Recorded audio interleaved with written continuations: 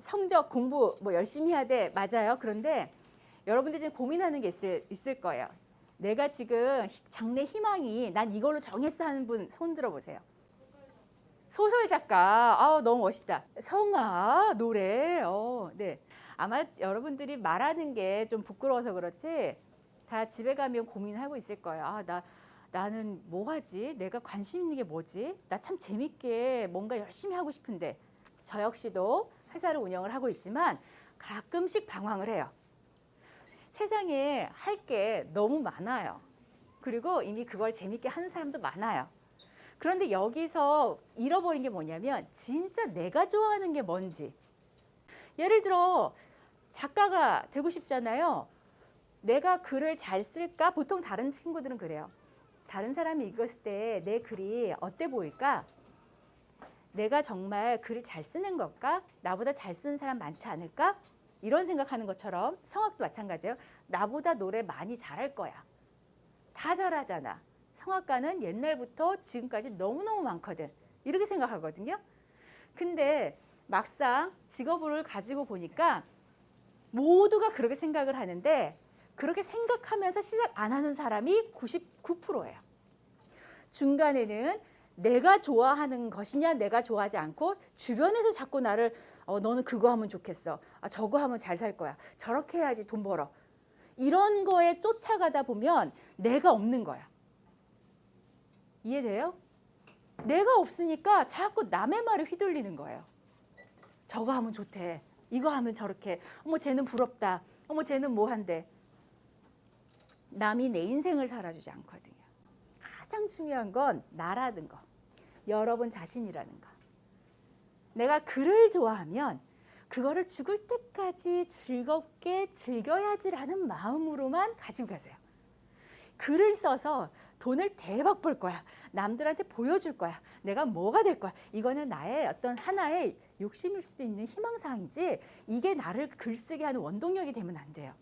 내가 쓰고 있는 행위가 좋아야 돼. 내가 쓰고 있는 행위가 좋다 보면 사람들도 그 사람이 되게 즐겁게 글 쓸 때 제일 세상 행복해. 노래 부를 때 제일 행복한 모습이 보이잖아요. 그러면 주변 사람들이 우울하게 있다가도 저 사람 왜 이렇게 행복하지? 저 사람 옆에 가서 서 있고 싶다. 저 사람한테 노래 불러달라고 할까? 저 사람 우리한테 초청 공연 좀 부탁해야 되겠다. 저 사람이 노래를 잘하고 안 잘하고를 떠나서 저 사람이 노래 부르면 너무 에너지가 너무 행복해 보여. 그래서 그 행복한 노래가 우리한테 너무 필요할 것 같아. 그러면 그때부터 내가 직업이 되는 거예요. 그리고 그것이 계속해서 이어지잖아요. 그럼 그거는 내가 평생 직업으로 삼아도 될 만큼 내가 제일 좋아하는 거예요. 그게 곧 나예요. 저는 제 제자들한테 항상 얘기해요.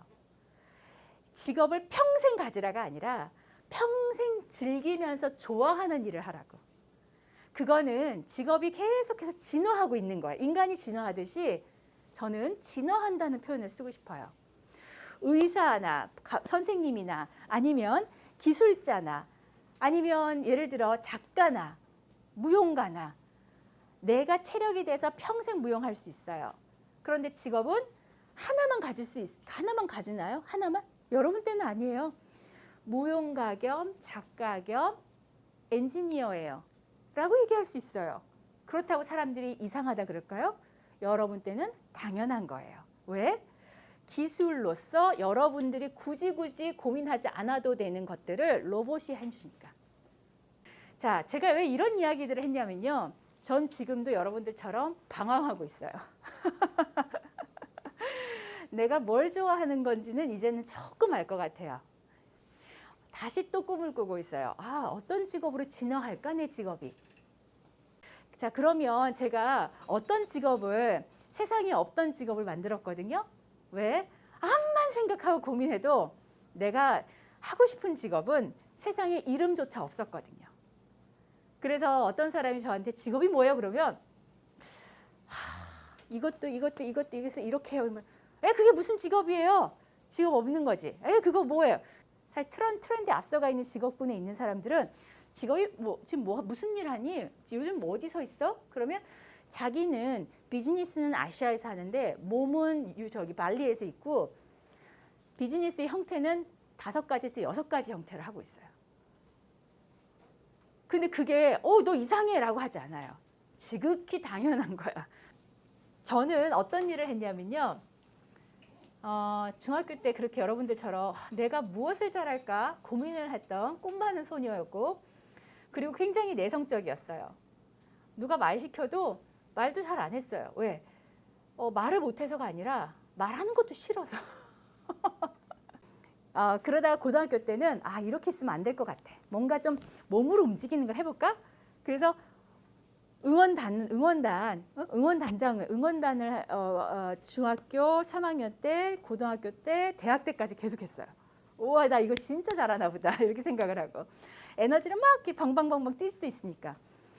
그리고 대학에서는 전공을 식량자원이라 그래서 우리 뭐 그 당시에는 농대였는데 식량자원이 뭔가 인류의 식량을 구원해 줄 것만 같아. 그 당시에 여러분들 연예 기획사들처럼 영화제 시상식이라든가 뭐 올림픽을 운영한다든가 그러면 막 무대를 조명도 설치하고 막 이벤트 같은 거 기획도 하고 요즘 말로 예능 PD 있죠. 그걸 꿈꿨어요. 와, 그러면 사람들 모아놓고 내가 즐겁게 해주면 좋겠구나. 그래서 그 직업을 하려고 따로 공부를 했는데 그 당시에 IMF 금융 시장이 파괴되면서 지금처럼 굉장히 코로나 이슈처럼 굉장히 불황이 오래됐어요. 이제 사람을 내보냈으니 새로운 신입 직원 뽑아서 영업을 많이 해야 될 그때였어요. 그래서 증권회사에 들어갔어요. 증권회사에서 돈을 만지고 자격증을 공부하고 그런데 재미가 없었어요. 돈을 많이 줘도 결국엔 2년 정도 지나니까 왜 이렇게 재미가 없지? 왜 이렇게 재미가 없지? 인간의 그러니까 어떻게 보면 가장 욕심 많은 그런 것들을 보니까 나는 내가 일확천금을 버는 거 그리고 돈을 많이 버는 것보다 내가 좋아하는 건 사람들한테 이로운 거를 많이 알려줬을 때 사람들을 기쁘게 했을 때 내가 진짜 좋아하는구나라는 걸 깨닫게 되더라고요. 그리고 나서 우연찮게 증권방송사에 들어갑니다. 그러니까 증권회사 나와서 방송국 일을 하면 더 재밌을 줄 알고 방송국도 들어가는 거죠. 그런데 더더 거기는 증권방송은 부동산, 금융 모든 사람들이 있었지만 다 전쟁터예요. 막 눈에 불을 켜고 제 거를 뺏어야지 내가 돈을 벌고 그런 것들이 너무 많았어요. 이거 좀 아니다. 제 그 방송국에서 만났던 후배 리포터가 선배 이런 걸 해보는 게 어떻겠어요? 했던 게 리포터였어요. 여러분들 왜 TV 보면 방송 현장 취재 야외에서 막 여러분 안녕하세요. 이거 맛있어요. 이렇게 한 친구들 있죠. 그게 제 직업으로 한 8년을 했어요. 막상 여행지를 알려주고 맛있는 걸 먹고 이거 너무 좋아요라고 하고 사람들이 가보고 싶어요. 세상이 이렇게 즐겁게 일하면서 돈을 벌 수 있다니 이거 천직이구나. 전국의 모든 음식, 전국의 모든 농가, 전국의 모든이라기보다는 대부분을 찾아다니면서 이 어르신들은 왜 이런 농사를 지어서 또 이런 분들은 왜 이렇게 해가지고 만들까 많이 알렸어요. 그런데 8년 정도 하다 보니까 어떤 일이 일어나면 그때 나이가 내가 30 한 중반 정도 됐을 때 갑자기 방송국에서 왜 지금 뭐 유재석 씨도 나오고 뭐 이효리 씨도 나오고 하잖아요. 막 이야기를 해. 뭐 백종원 아저씨가 만남의 광장을 해서 뭔가 음식 얘기를 해. 그러면 음식이 TV가 나왔을 때 사람들이 갑자기 관심을 몰리면서 줄 서 1년 이상 가는 경우가 거의 없어요. 그래서 저는 마음속으로 생각했죠. 내가 저분들하고 좀 많이 계속 방송을 통해서 정말 좋은 걸 하고 애쓰셔서 하시는데 계속 소개를 해주고 싶은데 내가 방송에 10분짜리밖에 없으니까 너무 그게 안타깝고 근본적으로 우리 시골이나 이렇게 지역 같은 경우 농사 짓는 분들이 많잖아요. 다 연세가 많으시죠. 젊은 사람이 별로 없어요. 그러다 보니 젊은 사람들이 옆에서 좀 판매하는 거 온라인으로 판매하는 것도 좀 도와드리고 그러면 너무 쉬운데 그걸 못 하시니까 좀 도와드려야 되겠다. 이 마음으로 직업을 만든 거예요. 그게 바로 식생활 소통 연구가라는, 내가 이렇게 지금 직업을 하는 게 리포터는 아니고, 그렇다고 이런 직업을 하는 회사가 농업회사도 아니고, 저는 학교 다닐 때 여러분처럼 똑같았고요. 그렇게 내가 뭔가 의사, 과학사, 뭐 검사, 판사 나는 그런 세상에 정해져 있는 직업은 아니고 내가 꿈꾸는 걸 하고 싶어. 내가 좋아하는 걸 하고 싶어. 그 내가 좋아하는 거를 열심히 하다 보니까 남을 돕고 싶어. 그리고 세상을 뭔가 좋은 음식들 나눠 먹고 싶어. 그 나눠 먹고 싶은 거는 우리 부모님, 요리사인 부모님의 영향. 그리고 어렸을 때 유년 시절에 시골에서 자랐던 영향. 뭔가 다시 대학 때 전공은 내가 전혀 관심이 없었지만 내가 농업에서 계속 있는 게, 농민들하고 같이 이야기하는 게 내가 제일 행복하구나. 그것을 느낀 게 30대 후반. 그리고 그 자격증을 따서 내 회사라고 하는 빅팜 컴퍼니, 작은 소농들을 모아서 큰 농장이 돼서 내가 대신 농부들의 홍보 사절단, 내가 농부들의 대변인이 돼야 되겠다라고 생각을 하고 세상에 없던 회사를 빅팜 컴퍼니를 만들게 됩니다. 그리고 농업에 여러분들이 보면 지금은 굉장히 저와 같은 비슷한 직업들이 많이 생겼어요. 근데 그 당시에는 농촌에는 예쁜 포장지를 담은 농산물 꾸러미도 없었고요. 모바일로 온라인으로 이렇게 하는 것도 많지 않았어요. 왜? 젊은 친구들이 외면을 하고 있었으니까. 자꾸 서울로 오거나 우리 농촌이나 지역에 있는 것은 촌스러운 거, 6시내 고향에만 나오는 거, 할머니 할아버지들만 하는 거, 이렇게 생각을 했으니까. 저는 제 직업은 우리 지역, 대한민국의 지역과 대한민국의 식문화, 대한민국의 농산물을 가장 세련되고 최고급 고가로 만드는 역할을 하고 있습니다. 여러분 계절밥상이라고 식당 아세요? CJ에서 계절밥상 전주에도 있나요? 그 계절밥상을 2013년도에 제가 컨설팅을 합니다. 계절밥상 안에 있는 사진, 계절밥상에 있는 식재료, 우리나라 농부들하고 계약 재배를 통해서 거기에 토종 종자를 쓰게 했고, 셰프들이 이거 주방에서 이거 하느라 밖에 나갈 시간 없어요. 그래서 셰프들하고 같이 협업을 해가지고 이번에는 울릉도 홍감자를 나리 분지 30만 평에 전체 심을 테니까 홍감자 가지고, 울릉도 토종 감자니 그걸 가지고 한번 요리를 응용해 보세요. 한식이지만 한식스럽지 않게, 한 그릇 메뉴지만 뷔페로 100명이 먹을 수 있게. 그 일들이 점점 제가 창업을 했을 땐 분명히 아무것도 몰랐어요. 무슨 일을 할 거고 무슨 일이 일어날 건지 안 보였어요. 다만 내가 30대 후반에 회사를 창업을 하고 나서 가장 먼저 뭘 했냐? 내 이야기를 써야 되겠다. 우리 취재하면서 상당히 많은 에피소드들이 있거든요. 제 시선으로, 어떻게 보면 연출가의 시선, 컨펌해주는 국장님의 시선, 협찬해주는 광고주의 시선이 아니라 오로지 현장에 갔던 내 시선으로 글을 쓰기 시작합니다. 작가들의 원고가 아니라 제 글로. 너무 어려웠어요. 말하는 사람이 글 쓰는 건 세상 어렵더라고요. 그래도 절박한 마음으로 내 이야기 전해야 되겠다. 그렇게 나온 것이 2011년도에 블로그에 글을 올리기 시작하니까 신기한 일이 일어나는 거예요. 유튜브에 여러분들이 영상을 올리면 신기한 일이 일어날 거예요. 20세가 넘으면. 제안들이 옵니다. 어떤 제안? 협업하자고. 당신이 그런 글을 올렸어? 첫 번째 협업, 출판사 3곳에서 연락이 옵니다. 그리고 농업 관련한 책을 쓰자, CEO 관련한 책을 쓰자, 무슨 책을 쓰자. 저는 그냥 에세이, 여행. 그런데 사람들이 여행 갔을 때 무슨 맛집까지가 아니라 어떤 식재료를 먹지? 전주에는 어떤 식재료가 있는 음식을 먹어야지 돼? 어느 지역에 생산된 거를 어느 집에서 팔아? 요게 포커싱 돼서 사람들이 그 지역의 식재료를 사갈 수 있게끔 하는 걸. 그걸 하고 싶어요. 그걸 소위 컬리너리 투어, 식문화 여행이라고 합니다.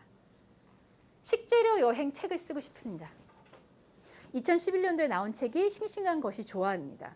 싱싱한 것이 좋아를 딱 출간을 하고 나서 또 신기한 일이 벌어졌어요. CJ에서 연락이 옵니다. 우리 당신 쓴 블로그가 시작이 돼서 블로그에 100편 정도 글을 올렸더니 거기서 추려서 36가지를 추려서 책을 냈어요. 36가지 책을 추려서 냈더니 2년 후에 2013년도에 CJ에서 연락이 와서 이런 한식당을 만들고 싶어요. 작가님의 사진과 글을 써도 되겠습니까? 연락이 왔어요. 근데 제가 뭐라 그랬냐. 저는 작가라기보다 제가 그랬죠. 다양한 직업을 갖고 있다고. 저는 누구보다도 당신들이 원하는 거를 제안할 수 있어요. 협상가가 되라. 내 이익이 아니라 서로의 윈윈을 위해서. 그래서 제안을 했죠. 당신들이 사진과 글을 쓸 게 아니라 여기 있는 사진의 농부들의 식재료를 정말 70가지 메뉴로 만들길 원하지 않습니까? 계절밥상의 메뉴로 원하지 않습니까? 그렇다. 근데 우리는 알 길이 없다. 제가 연결해 드릴게요. 우리 회사는 그런 비즈니스를 하는 회사입니다. 농업과 기업, 도시와 농촌을 연결해주는 브릿지 역할을 하는 플랫폼 역할을 하는 회사입니다. 그러니 같이 협업을 하고 사진과 글은 다듬어 드릴게요. CJ 보통 큰 회사들이 쓰기 시작하면 밑으로 이렇게 유행은 흘러나오거든요. 그거를 이제 롱테일 법칙이라고 하는데 위에서 전 세계 부는 2%만 가지고 있다. 뭐 이런 얘기 들으셨죠? 위에 있는 사람들이 어떻게 쫓아가는지에 따라 유행이 되고 흐름이 됩니다. 그 흐름을 따라서 이제는 동네 빵집도 토종종자 밀로 만든 빵이에요. 토종종자 감자로 산 뭐예요? 나온 거 봤죠? 저는 그런 시장을 만드는 걸 생각을 하고 그렇게 CJ와 거래를 합니다. 저희 회사 돈 많이 벌었냐고요? 아니요. 돈은 있다가도 없는 거고 없다가도 있는 건데 세상에 없던 직업을 만들 수 있는 기회와 그리고 그 제 직업을 사람들이 여러분들이 쫓아서 오는 후배들, 제자들이 있기 때문에 생겨났어요. 그리고 그 친구들하고 이것을 업으로 삼아서 월급을 받고 생활이 되고 내가 좋아하는 것을 이어갈 수 있는 계기를 만듭니다. 그게 빅판 컴퍼니의 일이라고 생각을 했어요. 그리고 저와 같은 직업을 푸드 큐레이터라고 정의를 내립니다. 음식 기획자, 식문화 기획자. 지금은 뭘 하고 있냐? 여러분들 임실 치즈 좋아해요? 지금 우리 회사는 임실 치즈를 리브랜딩하는 일을 하고 있어요. 지정환 신부님이 57년도에 이 한국에 와서 임실에서 치즈를 최초로 만든 게 67년도입니다. 한국의 치즈 역사가 무려 53년이나 됐어요. 5만 원짜리여도 팔릴 수 있게끔 가치를 소비할 수 있게끔 글을 쓰고 예쁘게 입히는 작업을 하고 예쁘게 청담동에 카페를 만들어서 대도심에다가 방탄소년단도 아주 맛있는 임실 치즈를 먹어요 라고 할 수 있게끔 연출을 하는 일을 하고 있습니다. 이런 직업 재밌을 것 같지 않으세요? 세상에 없던 거. 처음부터 내가 회사를 만들고 그 일본 회장이랑 딜을 할 때 이런 이야기들이 지금도 내가 10년 후에 이런 직업으로 여기서 여러분들하고 이야기할 거라고는 아무도 상상을 못했어요. 두렵다는 반대가 설렌다거든요. 때가 되면 돌아서로도 오기 때문에 항상 내가 어떤 걸 잘하는지를 먼저 캐치를 해야 되고 두 번째 그걸 위해서 절박한 마음으로 최선을 다해야 되며 그리고 다양한 상상과 다양한 사람들하고 연결할 수 있는 것 그걸 꿈꾸셔야 돼요. 기억하세요. 창업가는 특별한 존재가 아니에요. 이제 아시겠죠? 나도 할 수 있다. 대신 내가 누군지 내 자신을 알 거. 두 번째 내가 좋아하는 것을 남도 좋아하고 모두가 좋아할 거. 그리고 내 자신을 알면 직업은 계속해서 바뀔 수 있고 그래서 평생 내가 좋아하는 거 잘 찾으시면서 인생의 숙제를 즐기시면서 하시라는 거 이 얘기 드리면서 마치겠습니다. 멋진 창업가 되세요.